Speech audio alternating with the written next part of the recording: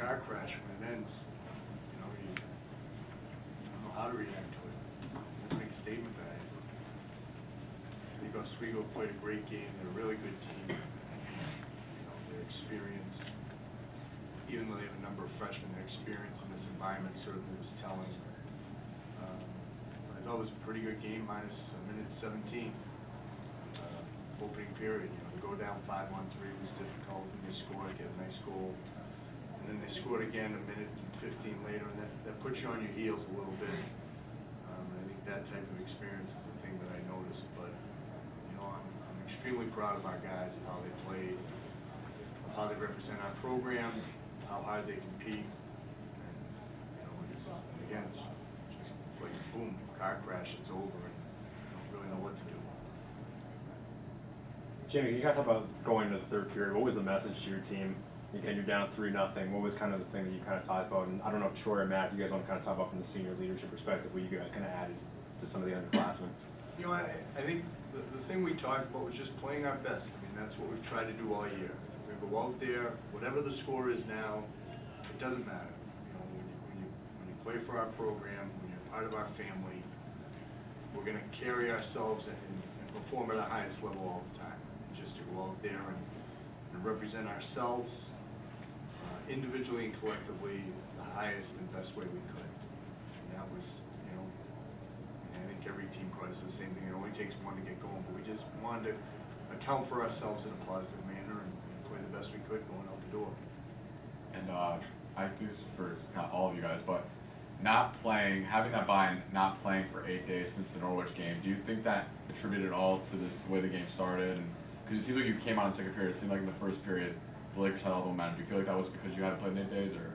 Well, I think it was because the Lakers. I don't think it was. I don't think it was a layoff. I mean, we've been in this situation for the last 3 weeks now, where our league's gone to single weekend games. So we had a week and then played our quarterfinals a week, our semifinals a week, and our finals. So, I think it was much more credit to Oswego and what they were able to do, and I certainly think deserved penalties. But being down 5-3, I mean, that puts you back on your heels, and everybody in the building has the same feeling. It's like, okay, this is a big point. We killed a large portion of it, and they get one late. But I think that had more to do with it than any layoff person. They might tell you it could have been their coach. It's crazy this past week, but that's my perspective. Matt, can you talk about the power play in the first period? Just kind of like, you guys are 6 seconds away from if you guys maybe go even strength, and it's 0-0, just what you kind of saw, and obviously how they kind of end up scoring, and if there was any kind of communication after that goal that was said between you, Jamie, or the guys in the defense. Yeah, I mean, obviously Oswego has some talented guys on their team. They can move the puck very well.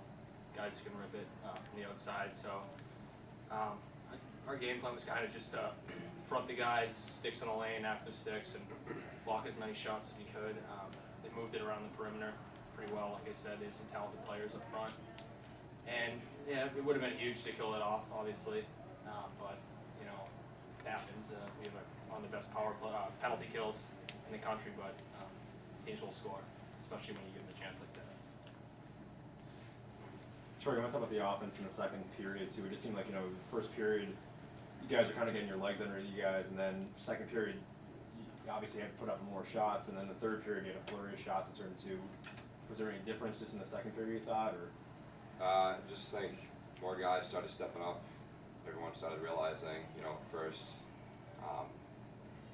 playing a quarterfinal NCAA game, guys, not trying to play selfish. It's just, living in the moment, trying to do a little too much here and there, but then all of a sudden, guys, you start making plays, stuff starts happening. So I think collectively we started playing a lot better. And then we started putting some stuff together, getting shots on net, and from there, just went on into the third. And just for the two players, your penalty kill, as Matt mentioned, is one of the best in the country. And in the third period, you took those 3 penalties and you do kill them off. But as much as the Lakers were unable to score, do you feel like those power plays might have shifted momentum back in their favor? Yeah, absolutely. Obviously, you want to play the game 5-on-5. You don't want to be in the box at any point, especially when you're down 3. So even though we killed them off, it's clock's ticking. We're down 3. We want to start chipping away at the lead, getting back in the game. It's certainly difficult to do when you're taking penalties. And I think that, not to interrupt, but I think that that's, you know, again, a sign of, you know, what if we had to say didn't happen for us that we had success with. I mean, we give up a shorthanded goal. We've been one of the top teams on the power play in the country. Give up a man advantage goal, man down goal. We've been one of the top teams in the country in that. And we took 5 penalties, and that's above our season average. Now, certainly some of it's due to the fact Oswego had the puck a lot in the first period, and when you have the puck a lot, you know, the guys defending get tired and they make mistakes. But I certainly don't think any of us, as a part of our program, would have thought that those would be things that, at the end of the day, would have been the difference, because they have been strong suits of ours through the course of the year. And again, that's why I say credit to Oswego and to Coach Gozick and his staff, because obviously they did something to us that other teams haven't done a lot of. And that's, you know, I think when you in the immediacy of looking back, you can hang your head high when you get beat. You know, if you don't play well or you think so. But we played well, we got beat. The hard part for us right now to put into words is just, you know, we don't have any more practices. And that's I think that's where we're at a loss for things, because you just keep going along. You won't have practice on Monday. We don't have any. And that's probably why we're more lost for words. I mean, it's no disrespect to us. We had a great team and well coached, and we played well. They played better. It goes beyond that. Coach, you talked about how close this locker room is, how close this team is as a group. Does that come through even more on a day like today, maybe than it would have if you win and you just go on to the next round and it's business as usual? I mean, it's incredibly hard. There's 12 kids in the locker room, and you know, meant an awful lot to this program. And they came in our first year together. You know, we kind of have a average year, but make it to the league finals. Sophomore year for them, we have a horrible out-of-league record. We were 0-7, 0-8 counting the playoffs, but we're 9-5-4 in the league, I think. So we get a pretty good run and get a good seed. We lose in the quarterfinals, and last year we win our league championship, and you know, kind of the outside horse looking in, you know, behind Norwich and UMass Boston, who both had great years. You know, and then this year, you know, we wind up as conference co-champs. People in Northfield, you know, they won the regular season by a tiebreaker, but you know, conference co-champs, and then we win our league tournament. It's just there's so much time invested beyond just the hour and a half of practice. I mean, it's the time away from the rink, and it's the relationship you build up over 4 years. And, you know, we tell their parents when they come here, we'll give you back a better young man. Then you dropped off.